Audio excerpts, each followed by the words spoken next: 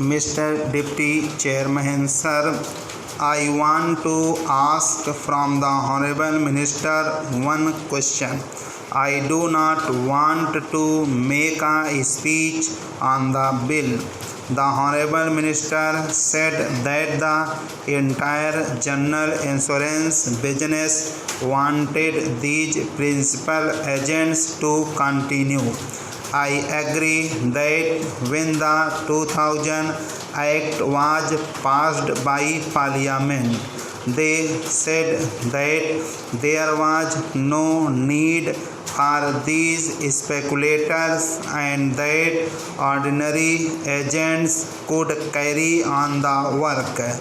But after the experience of so many years, they came to the conclusion that these principal agents performed a function. You know, sir, that this general insurance business is quite different from life insurance business. It is a most risky business, a business like fire insurance, marine insurance, etc. Large amounts of money are involved there. For instance, in the case of fire insurance, rupees 1 lakh is almost the minimum.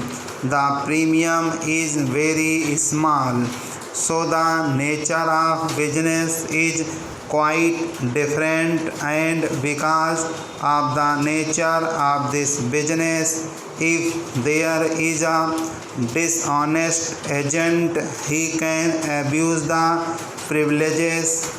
As I said, sir, it is a matter of fire insurance, and whether all the provisions of the contract have been fulfilled or not is not clearly stated. If there is an unscrupulous agent, he can certainly make a wrong report. Sir, is the case in marine insurance.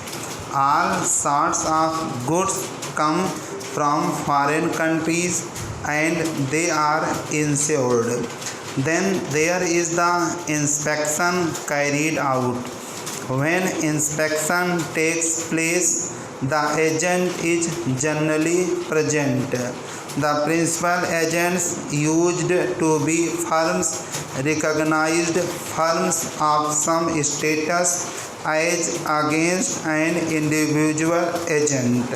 These firms had a status, they had a capital, they had a background, and they used to employ 2 or 3 subsidiary agents to carry on the work. Naturally, these principal agents had an important place.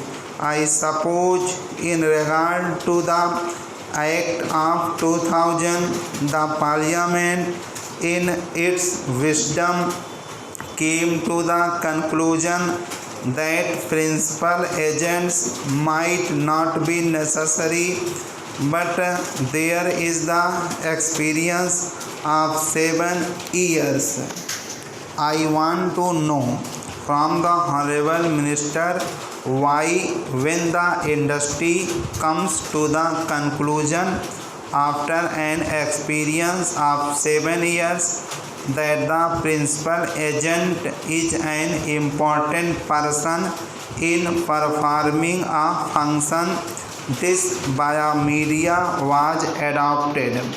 The Honorable Deputy Finance Minister said that this was only a biomedia. They can continue as ordinary agents.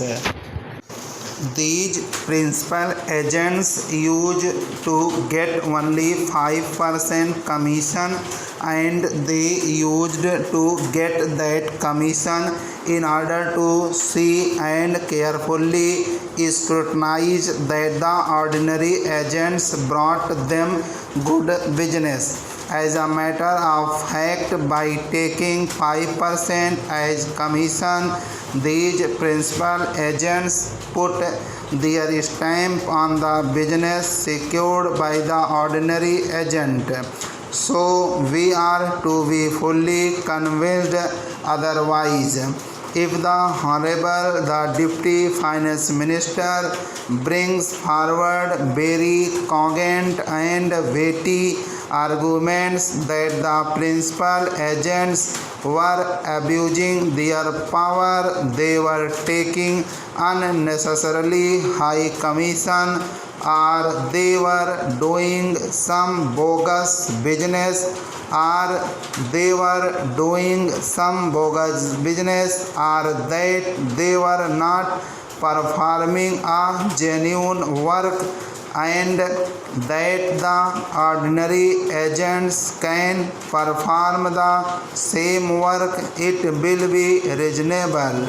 But just because 7 years ago we passed certain laws, and even after having come to the conclusion that we took a wrong step, if we do not rectify it, it will not be fair and it may harm the business. You know, sir, that the life insurance business has gone out from private hands. There is only this general insurance business, and it is very essential that this business is carried on healthy and proper lines, and I do believe that the principal agent is performing a very good function for the nominal amount of commission that he gets. He performs a genuine work and he has a genuine place. Therefore, he should be retained and he should not be removed.